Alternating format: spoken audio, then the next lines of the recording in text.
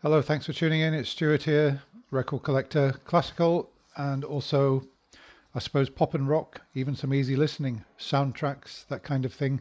Anything on vinyl that looks interesting to me, I'm interested in buying, mainly for myself, and some I do sell on from my website, lpclassical.co.uk.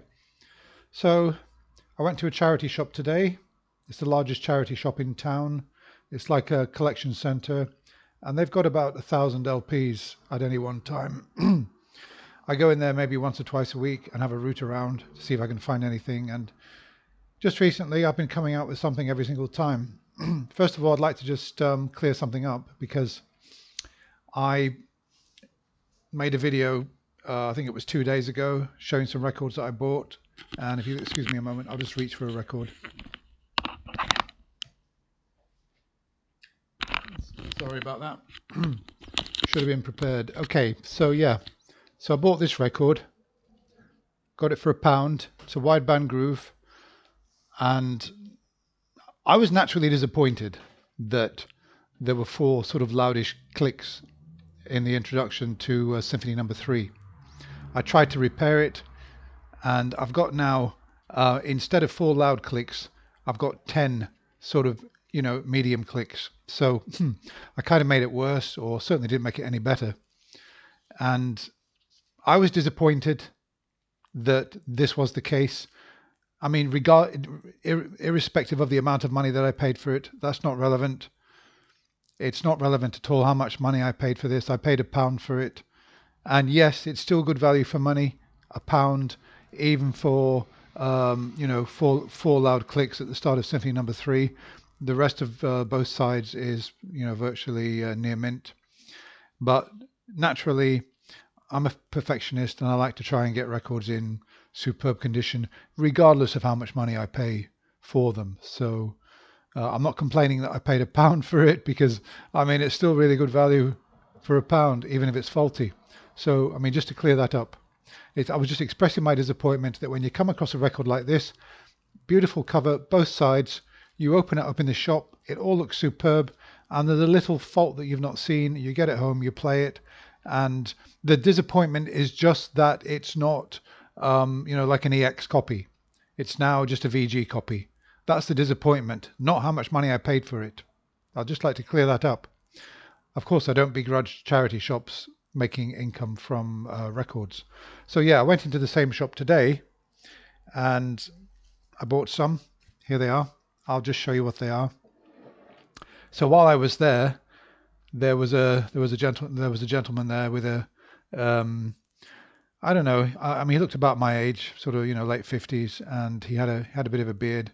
He looked like, I don't know, somebody who in the 70s might have been a sort of 70s, 80s, a sort of hippie type. And he was rooting around records. He was going through CDs, picking some out, and I happened to pick out these two records. I'll show you what I picked out. So I found a couple of 10cc records. Actually, I found more than a couple. I found quite a lot. I found about 6, but the only 2 that were in decent condition are these. So I picked out this one. Yeah, best years 75 to 77. And I picked out that 10cc live in concert, right? I put them down, leaned them again somewhere, and he suddenly appeared, and I noticed him put his fingers on them.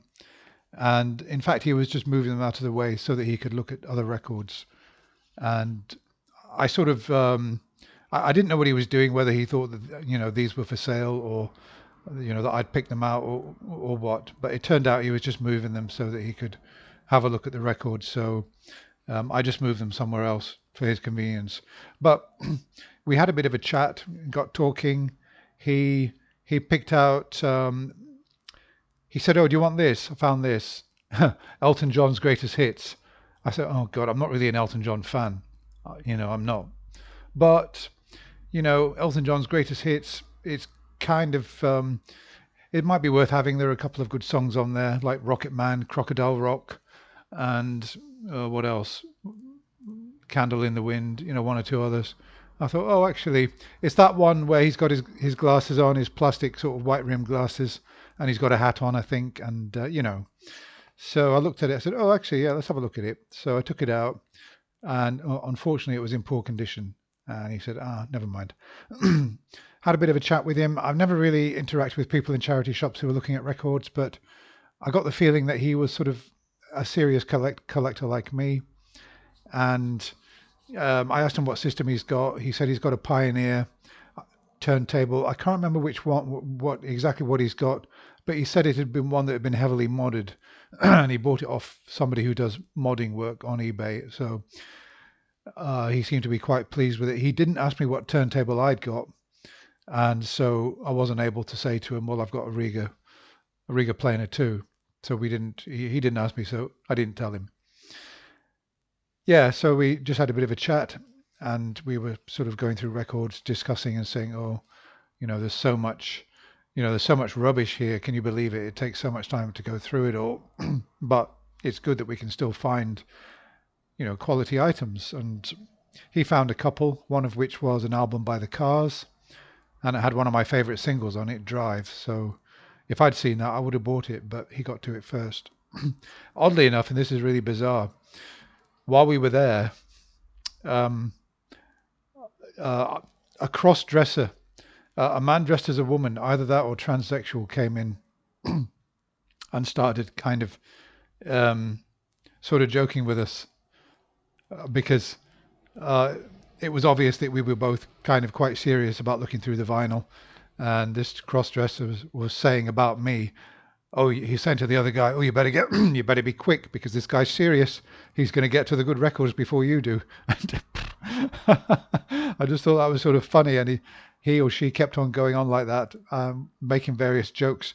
I don't know. I mean, maybe I'm assuming too much, but uh, I mean, for all I know, I mean, that character might have been on the pickup.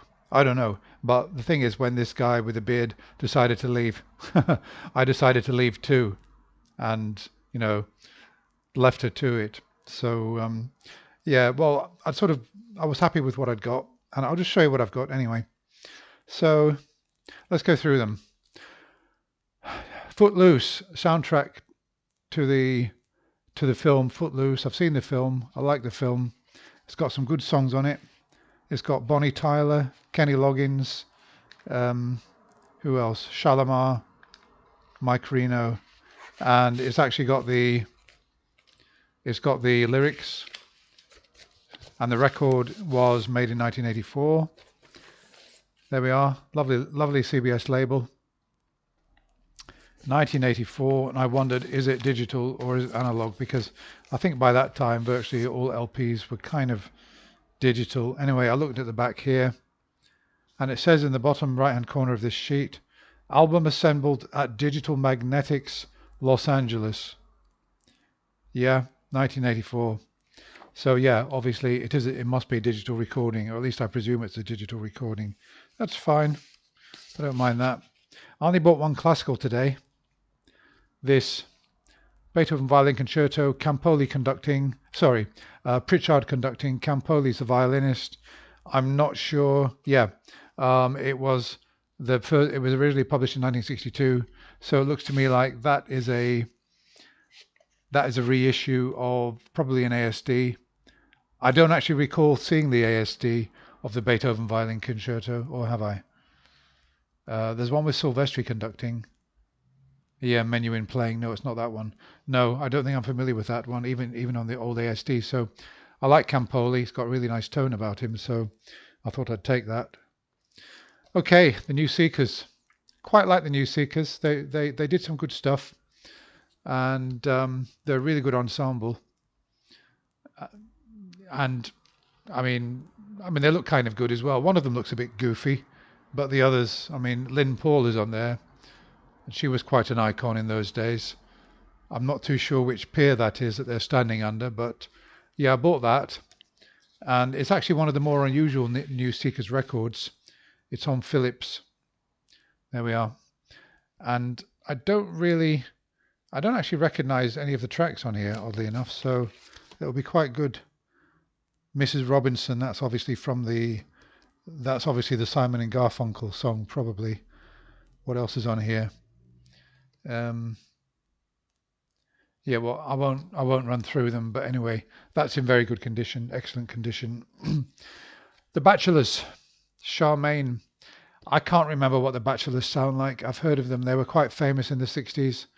So it's like a, I don't know. I thought that would be worth buying. Interestingly, it was £1.49 when it came out. I presume in the 70s. 72 was decimalisation, wasn't it? So it must be, what's the date on it? Oh, 1983. So that was £1.49 in 1983. Yeah. Money is worth like 8 times what it was. I mean, in terms of conversion. So in today's money, that was like £12. Yep. So there's the Bachelors. Here we are, 10cc in concert. I've started listening to this already. It's quite a good one. And do you remember these sleeves? What does it say? Home taping is killing music. Do you remember that? We all used to tape, didn't we? From Top of the Pops, and we used to, or from the Top 40 countdown on a Sunday, we always used to get our tape recorders out and taping like mad. Here's another 10cc record. Yeah, the best of 1975 to 77. It's got Don't Hang Up, Art for Art's Sake, People in Love, Feel the Benefit, I'm Not in Love, Blackmail, Flying Junk, The Second Sitting for the Last Supper, Une Nuit à Paris. So that's quite a good one. That's it really. So I'm quite pleased with that. I was only there for about 20 minutes and I think I got some, quite good records there for £1 each, £6. So, okay, well, that's it. Let me know what you thought of, again, what you think of those. So, which ones would you have bought? Which ones would you have left? Okay, bye for now.